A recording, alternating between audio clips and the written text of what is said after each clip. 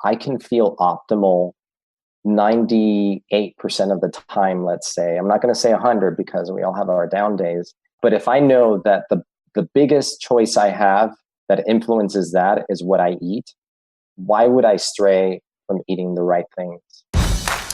This is the Entrepalaji Podcast, the podcast where we optimize the bodies, brains, and lifestyles of entrepreneurs, go-getters, and world-changing innovators.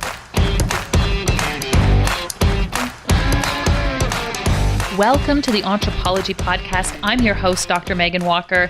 As an anthropologist and naturopathic doctor, I optimize the health and performance of badass women working to change the world as entrepreneurs and go-getters.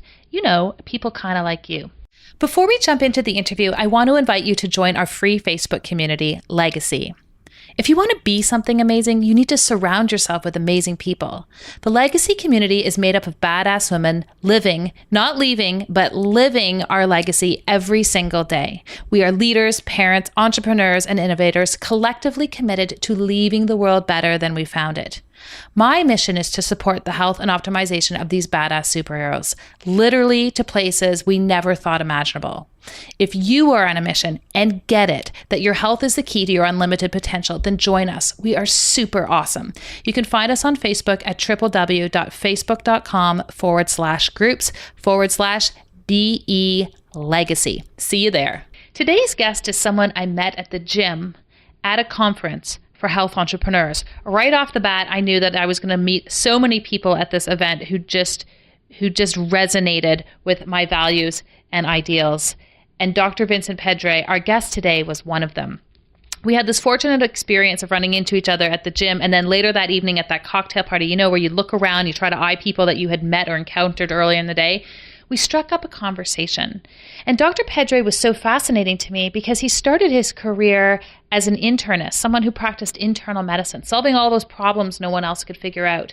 And as he transitioned in his career, what he realized is he wasn't able to find an exit strategy, a solution for people. And so he discovered functional medicine. And in doing so, was able to address his own digestive issues. And he came eventually to become the author of Happy Gut and to have a functional medicine practice in New York City that focused on functional medicine as the foundation of his care. Today's conversation was fascinating because we took it from that place where we were discussing disease and the influence of the gut on chronic disease, autoimmune conditions, and then we transitioned it to a place where we were looking at performance, at that brain health axis, and the way that the health of our gut impacts our ability to think clearly and to execute profoundly every single day. This is not an interview that is relevant for just people with digestive issues. This is an interview that is relevant for anyone who's on a mission, who wants to understand where they need to start with respect to dealing with their own performance issues and taking things to the next level. It was fascinating. Here it is for you. Dr. Vincent Pedre, it is such a pleasure to have you. Welcome to the Entrepalaji Podcast. Such an honor. I am so excited to be here. Well, you know, you're going to talk with this interview about a few things that really get me excited. One is digestive health, and two, medical doctors who see it, frankly, the way I see it, where the gut is the root and the foundation to just about every other element of one's health. Can you take us through your journey as a physician, as someone practicing internal medicine, and how you landed in this space where you're using functional medicine and in particular looking at gut health as foundational pieces of your practice? Well, this is sort of a funny story because in a way it circles all the way back to my childhood.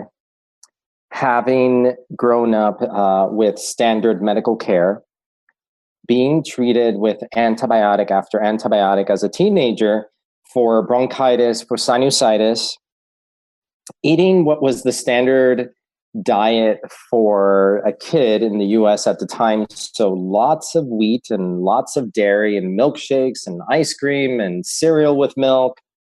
And inevitably what happened looking back is too many antibiotics decimated my gut microbiome. I developed leaky gut syndrome and became sensitive to both wheat and dairy. And my immune system was weak. But because I grew up with that, I considered that my normal, and I didn't even think that it was abnormal during medical school when we learned about irritable bowel syndrome. And you think, well, that's what I have. I have an irritable bowel. I have a very sensitive stomach. But it was after I finished my training in the hospital. So this is after medical school.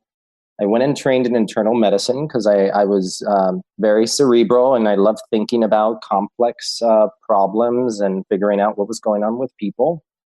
But I found myself at the end of my training thinking, is this it?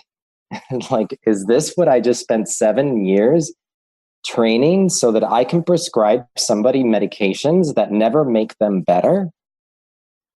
And that got me on a road to asking, what else? What else is out there that maybe has the answers? And I started first looking at books that were being written for, mass consumption. And even before medical school, I had already read books by Deepak Chopra and Andrew Weil. So I had started meditating. I had started doing yoga. So I had already kind of changed my trajectory even before medical school. I was more open-minded and saw the benefits of meditation and helping me deal with the stress of medical school. But it was after that that I encountered books by Dr. Frank Lipman, where he talks about functional medicine, and Dr. Mark Hyman. And that's what really started changing things for me, because I thought there's another way. And intuitively, I knew that there was another way because I had experimented with myself, changing my diet, doing different things to see if I could be healthier and not get sick as often. And I found when I took dairy out of my diet that I stopped getting sick as often as I used to. And I thought, well, there's something, and we're not being taught this in medical school, but there's got to be something to this. And I finally landed in functional medicine, started learning about the gut microbiome and the balance between the good bugs and the bad bugs and the yeast and the parasites. And I realized that what I thought was just the way my body behaved, my irritable bowel, which Western medicine simply gives a medication for to treat the symptoms, was something that I could actually probably resolve. So I started working on my own gut. I was already an MD trained, and by then I had my own private practice. And I knew that I needed to change the trajectory of the way I practiced medicine because I was just dissatisfied with what I was doing. I felt like it's kind of weird, but I felt like an imposter, prescribing things, but knowing that this is not the way I ultimately wanted to practice medicine. And I started with myself, figured out my gut issues, and started working with patients with their gut issues. And lo and behold, before I knew it, I had this big subset of my practice that was concentrated on gut health. And then, as you know, when you start peeling back the layers, you start realizing that the gut is related to a lot of the chronic diseases that we deal with on a daily basis. So that's what got me here to the gut and functional medicine and changing the trajectory of my practice. And it wasn't an overnight affair. It really, and I think if I were to do it differently today, I would have liked to have closed my old practice and said, I am no longer doing this, and open a new practice and saying, I am doing functional medicine. The reason that I couldn't do that is that I felt that I needed to acquire, a certain amount of knowledge and comfort with the practice of functional medicine in order to make the transition. And so what instead became a slow transition from Western medicine to functional medicine over a number of years as I continued to dive deeper and deeper and educate myself more and get more experience with patients. So that's how I got here. And so how much is your practice exclusively functional medicine at this point? I would say the majority of my practice is, but I can't exclude that I live in two worlds. And I'm not exclusionary of Western medicine. I have patients that are coming in for just preventive screenings, physicals, but I weave in the functional medicine into every patient. So even if patients don't realize that what they're going to get is functional medicine. That's what they end up getting from me. And that's very different from what I did in the beginning, where I had patients that I practiced functional medicine with and patients where I practiced Western medicine. And eventually it just all melded together. And the great thing about that is that I get people who trust me as a Western doc and then are willing to travel the journey to make the transformation and take take responsibility for their own health and start realizing that their food choices and their daily lifestyle choices play a significant role in the types of chronic health issues that they're dealing with. Well, and I think that's just it. It's that trust piece. Because, I have so many of my own patients who will come in and they'll say, listen, like, this sounds great, but my doctor said that food has nothing to do with my IBS or my Crohn's or colitis or any of these other elements. Can you just give us an opinion as a medical doctor? Does your food impact the health of your gut? Oh my goodness. 100%. I just need it to come from you. 100% yes. And I can tell you, I've had moments of extreme upset where I was still working with certain specialists, gastroenterologists that were part of my old, my early practice, people that I referred to. And one of them told my patient that she had no issues with wheat gluten, that was completely bogus, that because she didn't have celiac disease, that she could eat all the bread she wants. And that was in between seeing, before she saw me in a follow-up visit, and she was going on vacation, and she ate all the bread she wanted. And when she came to see me about 2 weeks later, she was back to square one and super sick in her gut. And I realized then that I'm going to only be able to refer to specialists that are understanding, even if they don't have all the knowledge, but will be respectful of the work that I do. Because, it's just clear.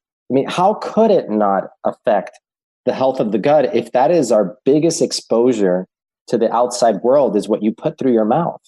It makes sense.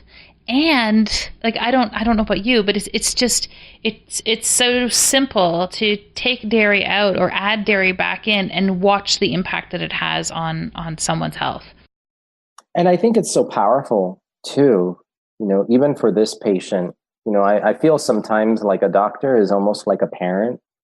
And when your child has been bad, so they decided not to listen to your instructions and they veered off. But you use it as a learning opportunity because there's no greater teacher than experience. And to be able to see the contrast for themselves, for a patient who has been gluten-free and then has gluten and then sees the drastic impact that has on their health. Well, now you don't have to convince anyone. And you're never going to have to convince the patient again that they really need to stay away from gluten. And for you, because I know I'm going to have people listen, they're going to say, so what are you telling me? Are you telling me that you think I should be off all dairy and all gluten all the time? Is that something that you share with your patients, or is that reserved for certain populations? What's your take on that? I will say dairy and gluten are the top two most problematic foods for people with an irritable bowel. Yeah, I see that too. And even I would say with inflammatory bowel disease as well, those foods tend to be problematic. And we know now that the protein in gluten, gliadin, activates zonulin. And what that does is it loosens the tight junctions between the cells that line the intestine and thus increases the permeability of the gut. So there's a direct relationship between gluten and gut permeability. Now throw in the fact that the majority of wheat, I don't know about Canada, but I know in the US, is sprayed with glyphosate as part of its, as a convenience to mature and desiccate the wheat all at the same time for harvest.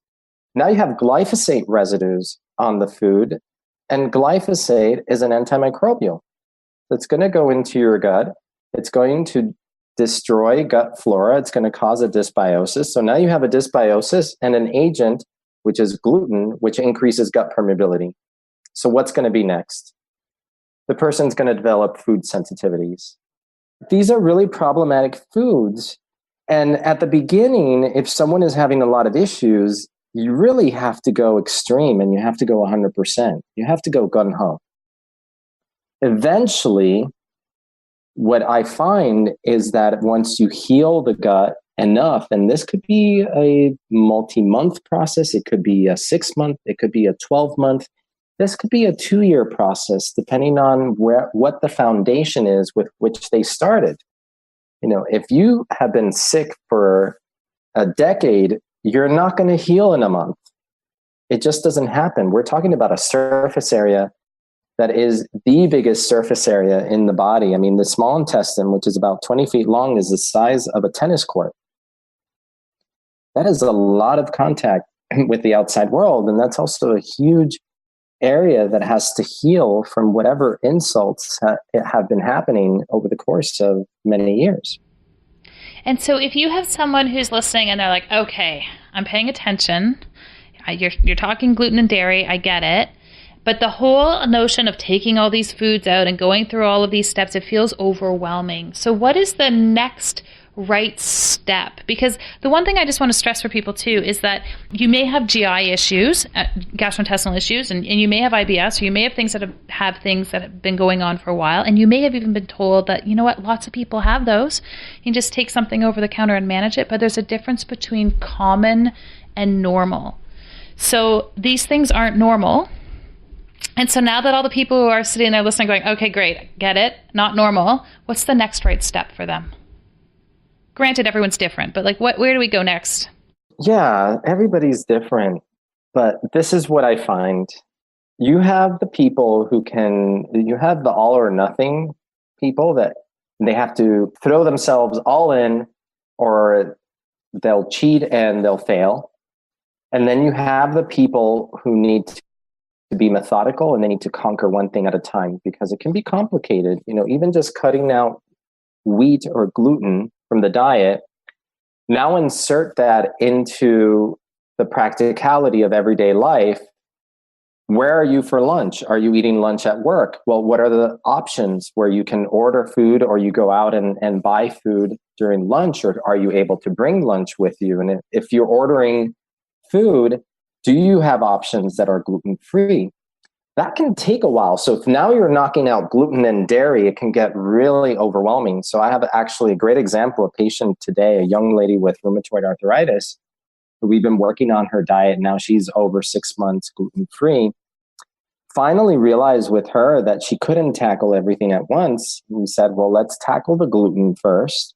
You can't go gluten-free overnight because you're going to trip up.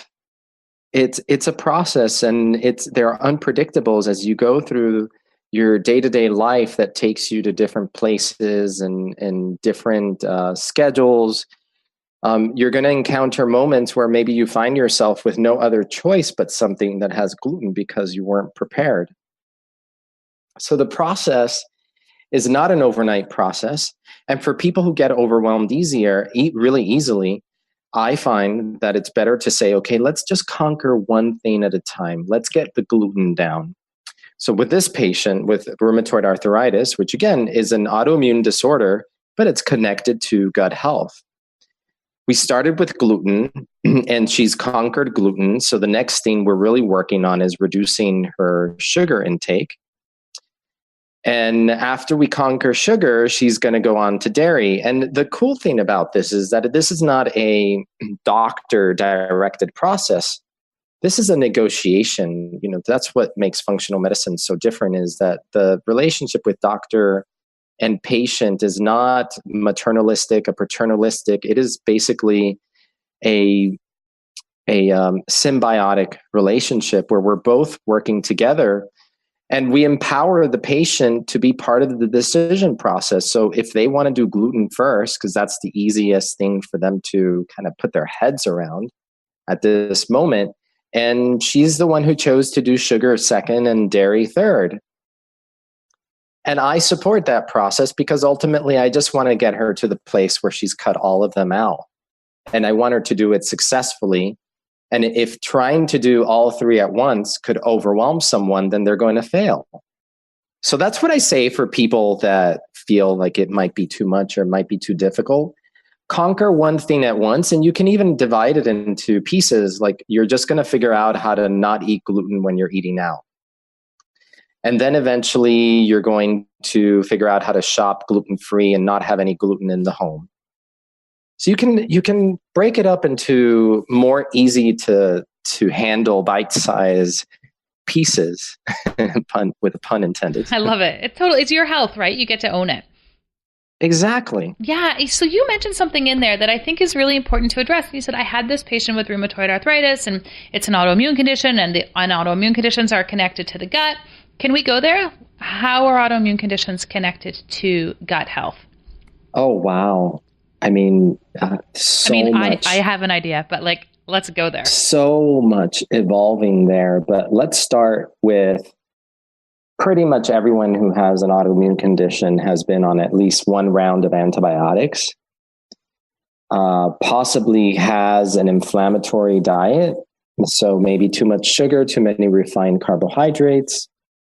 So with the antibiotics, dysbiosis leads to leaky gut syndrome, which eventually can cause all sorts of problems, including the worst of which is translocation of lipopolysaccharide, otherwise called endotoxin from gram-negative bacteria, into the bloodstream, which is extremely inflammatory.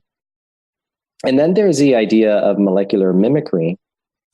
So the possibility that certain proteins, for example, like the gluten protein, when it combines with tissue transglutaminase, forms a polymer that the immune system recognizes and attacks, but then might confuse itself in thinking, well, I need to attack my own self. So that's one theory. Then we know that there's certain bacteria like Proteus that are related to certain autoimmune conditions, like Proteus with rheumatoid arthritis, for example.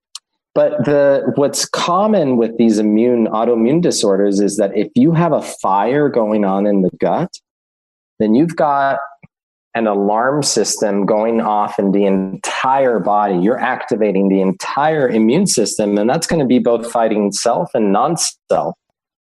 So the attack is going to turn to self. So one of the early keys to quieting down the immune attack is figuring out where is the fire in the gut and how can we put it out? Does the person have a preponderance of unfavorable bacteria? Are there parasites? Is there candida? Is there yeast overgrowth that needs to be resolved? And then once you start doing that, rebuilding the gut lining, using nutrients that heal the gut and a dietary intervention that also helps support that and reduces inflammation. Then there's the whole concept of lectins and the possibility that lectins in certain foods might, because lectins tag molecules, and they think that lectins might be responsible for the immune system becoming alerted to a self protein that otherwise it wouldn't have been attacking. So what you're saying is there's actual science to support the connection between an autoimmune condition and gut health. Exactly. And I mean, we're learning more and more, but I mean, the cool example is just tissue transglutaminase is present in the lamina propria, which is that space that just inside the lining of the gut, the epithelium, the inside of the gut, is the lamina propria. And that's where immune cells sit. That's where a lot of activity is happening, surveilling what's coming through. There's tissue transglutaminase there. Well, guess where else there's tissue transglutaminase? It's around the thyroid. So it's no wonder that perhaps as you develop a leaky gut and gluten becomes a problem and creates that polymer with tissue transglutaminase, which then activates the immune system then starts looking for the same protein molecule in other parts. And my theory, even though I don't think it's proven, is that why so many women have thyroid disease, Hashimoto's, and most women with Hashimoto's have some issue with their gut health as well, is that as you get a leaky gut and turn on the immune system causes a leaky thyroid, which then spills proteins that are not supposed to be outside, like the thyroperoxidase enzyme, which is one of the most common antibodies found in Hashimoto's. Thus, there is this direct connection between the two. But again, going back to that idea that the surface area of the gut is huge. If there is a fire going on in the gut, if your immune system is activated in the gut, your immune system will be activated everywhere in your body. So if you can go in the gut and shut that off first and start healing through a healthier anti-inflammatory diet, then you can shut everything else off. Everything else. And here's the situation where I think it's relevant to people who are, it's relevant to everyone listening, but I hear this so often in my practice, and I'm sure you hear something similar, where most often women will come in with elevated antibodies that are produced against the thyroid. And what they've been told is, we can't do anything about it until your TSH is off. So until your thyroid gets so reactive that the rest of the feedback loop hormones are starting to be skewed, we have no treatment for you. Therefore, we don't even care if there's elevated antibodies. And what you're saying is, it's all starting in the gut. And if we can come back and we can actually start to address and treat those things early, then we can prevent you from ever crossing that threshold where we're having to manage a full-blown disease. The elevated thyroid antibodies with normal thyroid function, it's kind of a moment of, thank goodness, we just discovered disease that is in the making.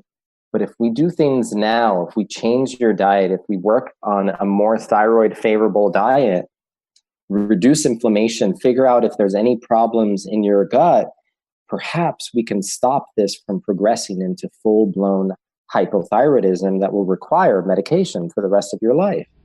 Yeah, I love this. This is preventative medicine, right? How do we look at those same markers that are often interpreted for disease and reinterpret them as being upstream markers that we can have some influence over?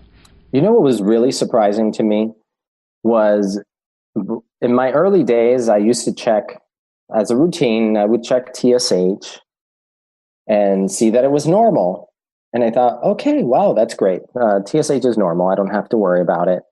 Then as I got educated in functional medicine, I started adding T4, T3, 3T4, 3T3, and looking at all the ratios and whatnot. But then eventually I just thought, maybe I should check antibodies. Even if they're coming in and they have no symptoms whatsoever. It's so predominant in women, 8 times as predominant as in men, autoimmune thyroid disease. And I started checking antibodies, and I was surprised at how many times I found antibodies with normal thyroid function. Now, what if I had just stopped at the thyroid function and said, well, it's normal, you're fine. Right. So again, like going back to, we can pick up disease before early on. We can pick up a process early on before it happens. And a lot of it starts seeding in the gut. It's the beginning of the disease process. So how do you assess gut health? Because I'm sure there's some people here going, listen, like my bowel movements are normal and I'm not gassy and, I have thyroid disease in my family and I've got a few other things, but I never thought about my gut because I don't interpret it as being a problem. How do you make an assessment? This is the thing that really, really amazes me. It absolutely amazes me. And I just had my patient of mine who I met a year ago, came in with elevated Sjogren's antibodies, anti-nuclear antibodies, lots of joint aches, pains, and no one could figure out where it was coming from, but a completely normal digestive system. No digestive complaints. But me knowing that things still originate in the gut, we went and looked at stool analysis, and there's all different types that can be done. There's PCR tests, there's 16S sequencing, there's stool cultures, and they all have their strengths and weaknesses. In her case, what we found and what was really surprising is she had 2 different types of yeast in her gut, one of which was not Candida, I think it was Rhodotorula, that was very predominant. She had a dysbiosis going on. She had no lactobacillus present. And so we started working on her gut. And she had not come in with any gut-related complaints. She was complaining of joint swelling and pain and back pain and whatnot and dry eyes. And of course, we worked on the diet and put her on an anti-candida diet, a very low sugar diet, cleaned out certain things. She was eating too many processed carbs and sugar. She has a son who's around 5 or 6 years old. So there was a lot of sugar in the house. So I had to change those things. And it took a couple of months, but I think about at the 6-7 month mark, she was really starting to feel much better. And we went through a couple of rounds of different herbal anti-fungal remedies. And in her last stool analysis, we found that everything had resolved. All the yeast was gone and all her pain had disappeared. And that was really, really a remarkable and teaching tool, because she was one of the first patients, because I get so many patients that come in knowing that I am a gut expert. So they have gut symptoms. And she was one of the first that came in and had no gut complaints. But when I looked in the gut, there was a lot of stuff going on there that was not, I think she also had blastocystis. It's just fascinating the way that, the way that the body works, but so true that the gut ends up being the foundation. And I find with my patients, a lot of times, once they get to know me, they'll come back and they'll say, you know what, I told you my gut was fine, but actually, here are the symptoms that I'm having. Because it's not something people want to talk about. So I just assume, unless I see evidence otherwise, that everyone's gut's a mess. And we investigate accordingly. And then I wait for them to prove me wrong, as opposed to the other way around. And I think that's such a great approach, because you just don't know. And like you said, sometimes everybody's a different type of symptom reporter. And some people downplay their symptoms. Some people exaggerate their symptoms or just are more vocal and expressive about them. And you don't know. But there is always a suspicion. If there is some sort of chronic inflammatory condition, it could very well be related to the bugs in the gut. Totally. And, I'm speaking from experience, because I remember the first time I saw a naturopathic doctor, they said to me, how's your digestive health? And I said, it's totally fine. Turns out I had celiac.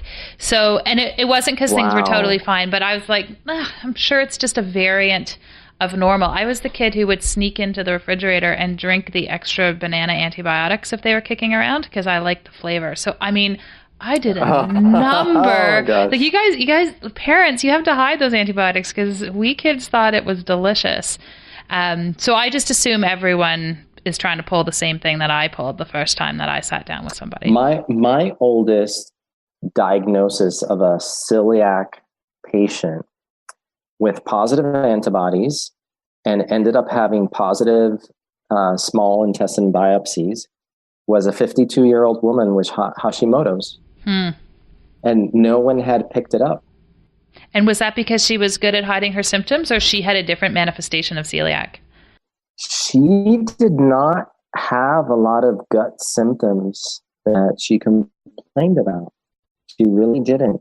But what was interesting is that at 52, most women going through menopause might start putting on some weight, and she was very thin. She couldn't put on weight. So you started to piece it together. We started to piece it together, and just when seeing that she had thyroid antibodies, I already start thinking, is there an issue with gluten, or could there be undiagnosed celiac disease? Yeah, it's so interesting. And it's nice that you made this transition from internal medicine to functional medicine, because I feel like every single day I'm playing Dr. House. Like it's everyone's a little bit different. And it's never just one thing. It's multiple. What's really interesting is that it comes down to just a few causes, but with multiple different outcomes. Right. So what one person gets as rheumatoid arthritis, another person gets as ulcerative colitis, Another person develops thyroid disease. Another person develops some unusual, undiagnosed neuropathy that no one knows what it is. And so everybody has different channels, but it comes down to inflammation. And the biggest pocket of inflammation in the body can be the gut, aside from what happens internally biochemically from the foods that we eat, the balance of nutrients that we take in. Let's further that even more. And we started to talk about these people who present as normal. And for that population, a lot of them aren't even thinking that they need to have this investigated, let alone trying to convince them to take out gluten and dairy. But for a lot of the people listening, we work with entrepreneurs, we work with high performers. And so there's two things that I really want to bring up, and I'd love to get your perspective on. One is the concept of the gut-brain axis. And the other one, which I see in my entrepreneurial population quite a bit, is this state of sympathetic dominance, where their digestive system is caught in this place where there's just this sympathetic overload or this overtonification of the vagus nerve, and they can just never get to that rest and digest state. So I call it, the walking well, to put it another way. Can we talk a little bit about what the gut-brain axis actually is? Hyperwired people. Yeah. Let's talk about why the gut actually affects your ability to concentrate and to think clearly and all the things you need to do when you're a go-getter. And then let's talk about that sympathetic dominance. There are so many connections. I mean, just starting with the fact that the microbiome, the bacteria in the gut, produce more neurotransmitters than are produced in our brain. I mean, just think that they outnumber our body 10 to 1, the cells in our body. And there's 100 trillion of them approximately in our gut. And we know that, for example, lactobacillus in the small intestine can produce GABA. And if you're missing that lactobacillus, you might be a more anxious person because you're not getting the GABA that your body needs. But all sorts of neurotransmitters. I mean, this is going to be the next frontier in us understanding the gut, is not sequencing the microbiome. It's going to be looking at the metabolome, which is the cumulative metabolites that are produced by the bacteria in the gut. And that is so key because then it affects brain health. And there's this bidirectional communication in the nervous system between the gut and the brain. I mean, they say that the gut is the second brain. And just think about even the way we talk about the language we use, like your gut feelings, your intuition, it's something that you feel viscerally. You feel it in your gut. Like your gut is thinking. And that's usually the one that's right, not your brain that tends to overthink things and try to be logical and rationalize. And then you mentioned the connection with the vagus nerve, which innervates pretty much the majority of the digestive tract, of the smooth muscle in the digestive tract. And if the vagus becomes dysfunctional, which probably the majority of the people walking around in sympathetic overdrive have dysfunctional vagus firing, what happens is you're not going to produce enough digestive enzymes to digest your food properly. You're not going to produce enough stomach acid to be able to break down the proteins that you eat so that you can extract the amino acids from them that are used as the building blocks and precursors to neurotransmitters.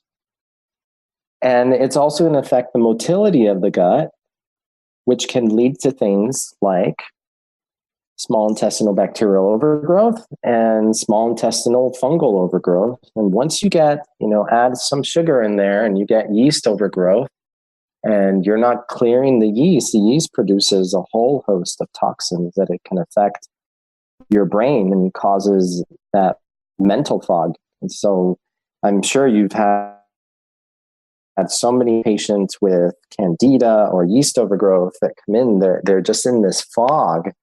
And once you start clearing up the candida, their sugar cravings start disappearing and that mental fog lifts. Yeah, so it's such a key, we see these strong and powerful connections between the gut and the brain.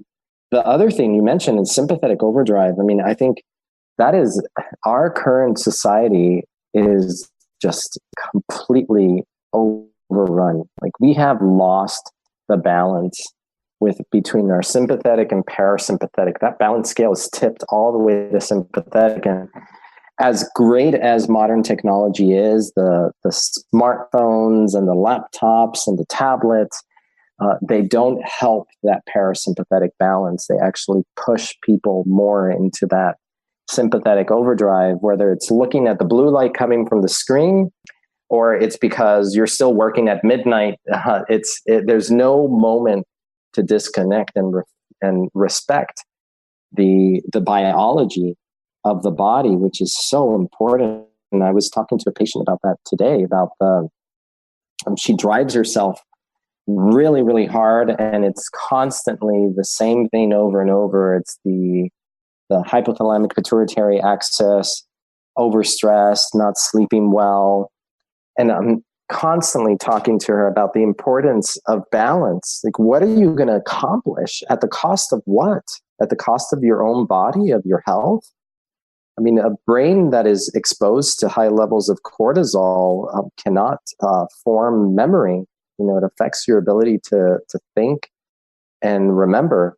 But the other thing is that if you're in sympathetic overtones, you've got a lot of these norepinephrine, epinephrine circulating. They found that increases the permeability of the gut.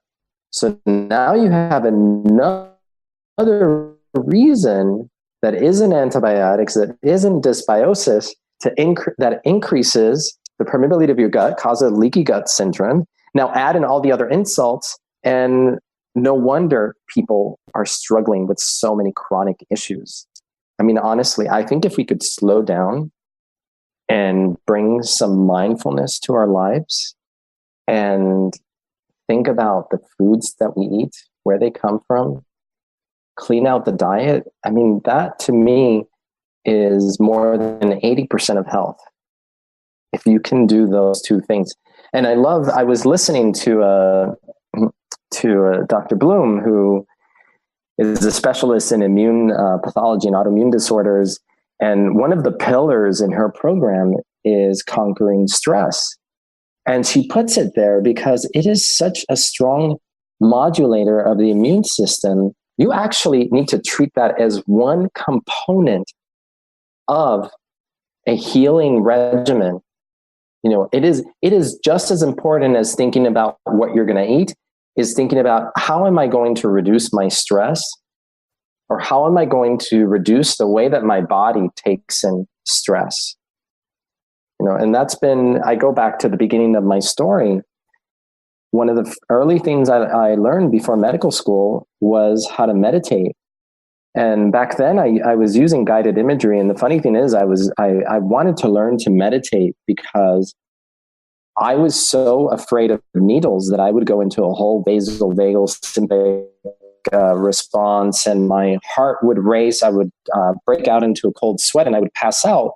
And I decided this is not normal. I want to figure out what's causing this, and I want to take control over it. And that's when I started learning about the autonomic nervous system and the parasympathetic, which is the one that, like you said, rest and digest. That's parasympathetics. And the sympathetic.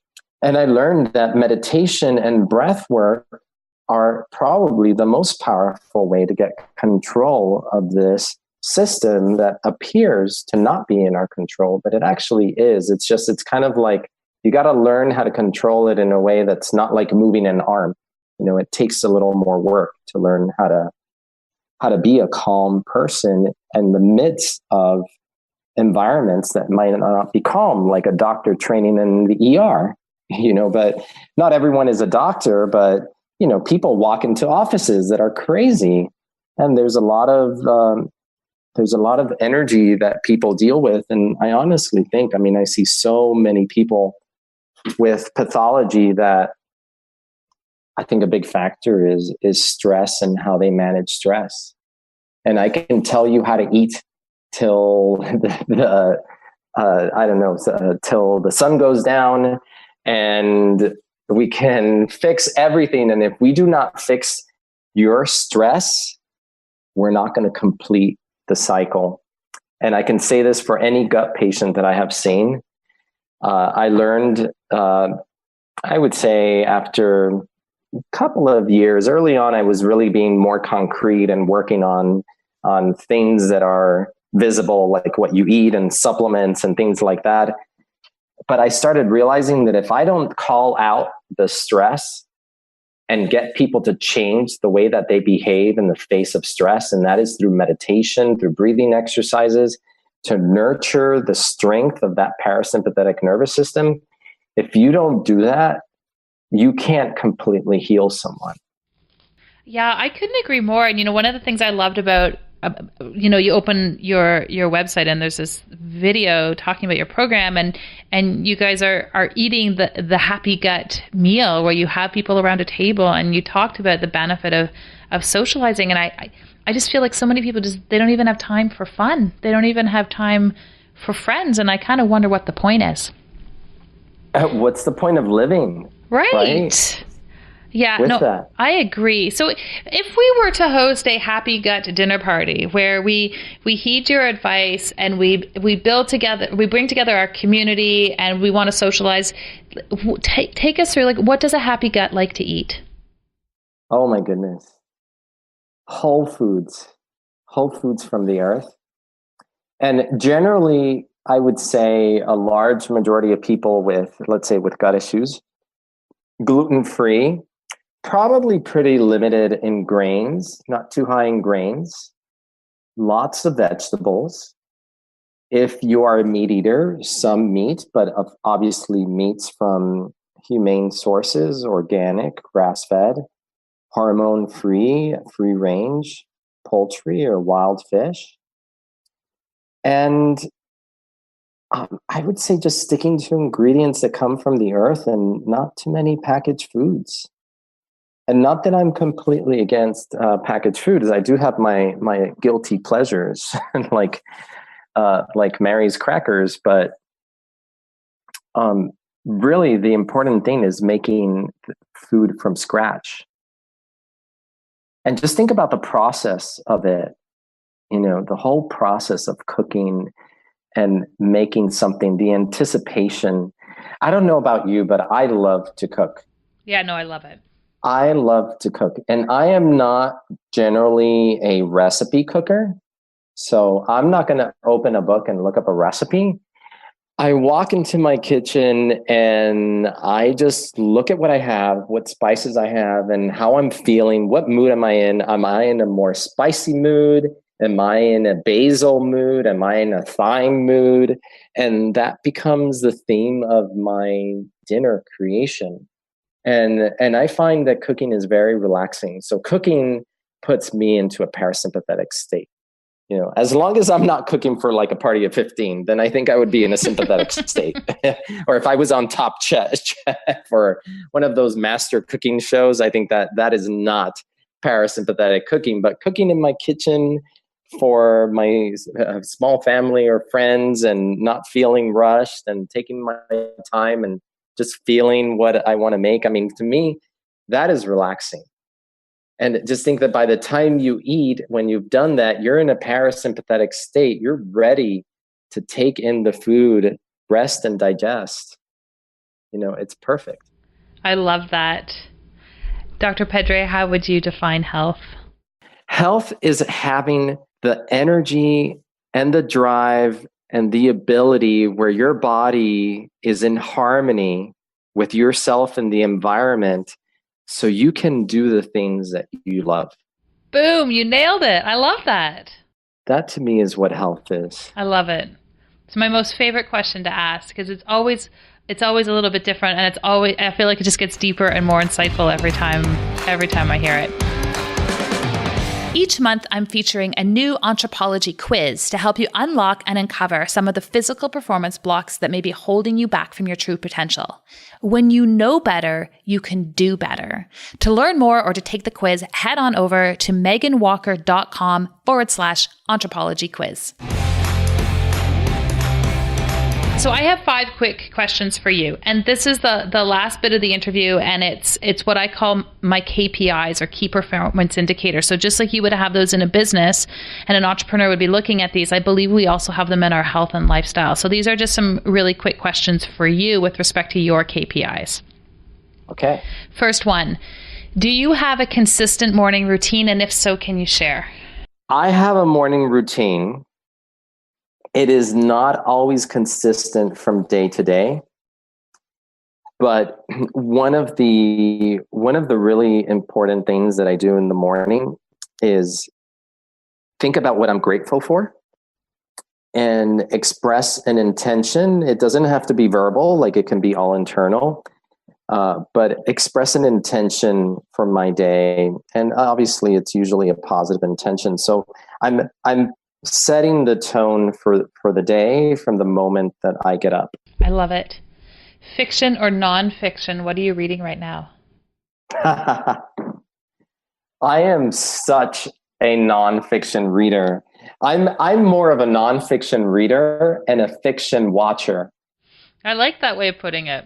But right now I am reading One Spirit Medicine, and it's about shamanism and using the shamanic approach in healing and health. And I'm just really fascinated by that right now. So I wanted to dive a little bit deeper into it.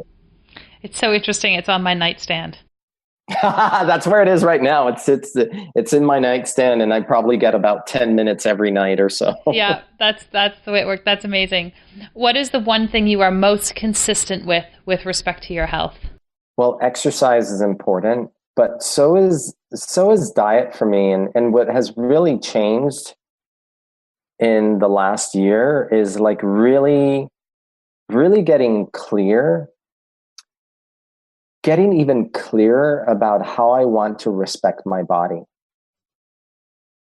So what that means is that if I'm traveling and I find myself in situations where I don't have the right options, I don't use that as an excuse to slip off of my higher goal, which is to remain, to treat my body with respect in terms of what I put into it.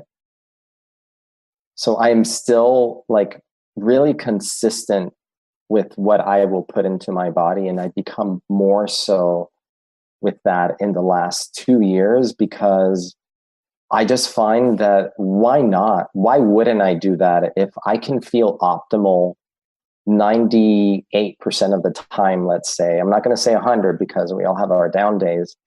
But if I know that the biggest choice I have that influences that is what I eat, why would I stray from eating the right things? Well put. What do you do for fun or play? I go to the beach. That is one of my favorite places to disconnect. But the other thing I love to do is hang out with my teenager son now.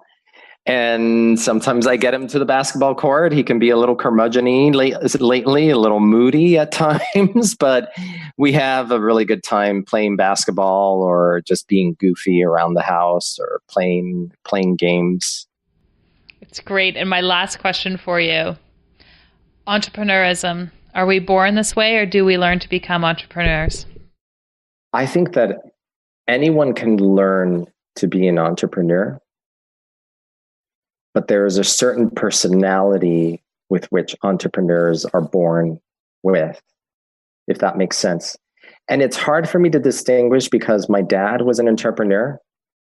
So at some point, and I think I was always an out-of-the-box thinker, and a little bit of even though I was very conformist as a child, I was like the type of kid that you would have wanted to have as a parent. I was so straight-laced.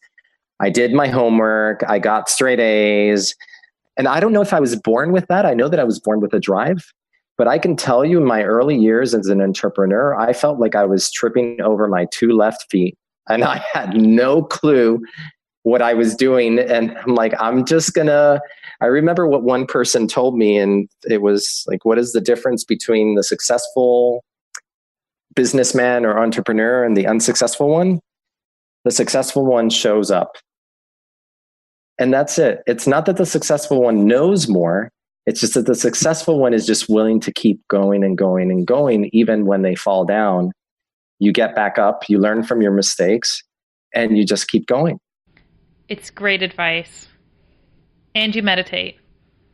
And I meditate. Yeah. Show up and meditate.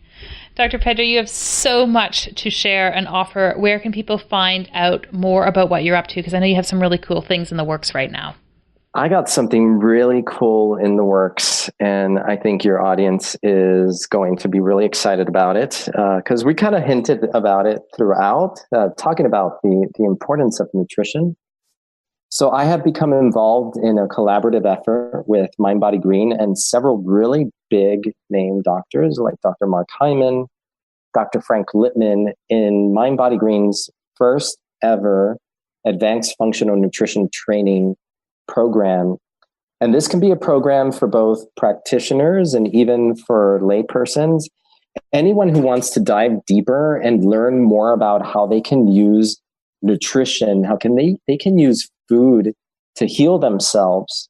And we go through all different types of conditions: thyroid disease, autoimmune disease. I talk about the gut, about inflammation, cardiovascular disease. So we look at all these different areas of health and what are the types of diets that can be followed to improve. But it's complete 6-month online training. You do it from your home. You do it at your own pace.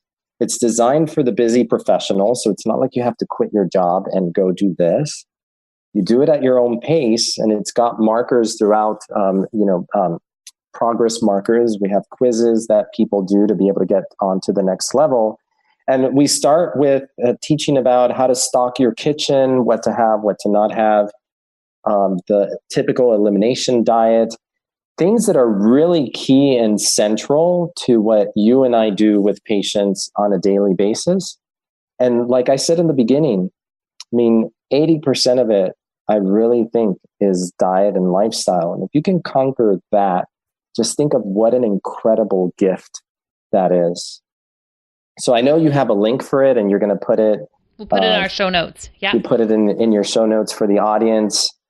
This is something really incredible. It's a first-time opportunity, and you get to have time with me and with Dr. Hyman. We're going to have office hours. It's kicking off. I think the last day to register is October 26th, and it kicks off on November 1st. And I will be having office hours at the beginning of November where people can come from anywhere, all over the world, online and ask their questions. I love it. What a great concept. We are going to have all the information there. I'm sitting here thinking, I'm like, I want office hours with you and Dr. Mark Hyman. This is amazing. I can't thank you enough for your time this evening. I feel like we could have gone on and on about this stuff forever, but your breadth of knowledge is incredible. And we're also fortunate to have had the chance to listen to you with this interview. Thanks so much for taking the time. This has been awesome. We talked about medical stuff with the gut and even talk about being an entrepreneur, two amazing things. That's how we roll here at the Anthropology Podcast. Thank you. I'm sure we will be chatting soon. I really appreciate your time. Thanks for having me. My pleasure. If you enjoyed our conversation and would like to hear more, head on over to Stitcher or iTunes and subscribe to the Anthropology Podcast. We would also really appreciate a quick review. When people have their health, they can change the world. Let us keep you healthy and you go change the world.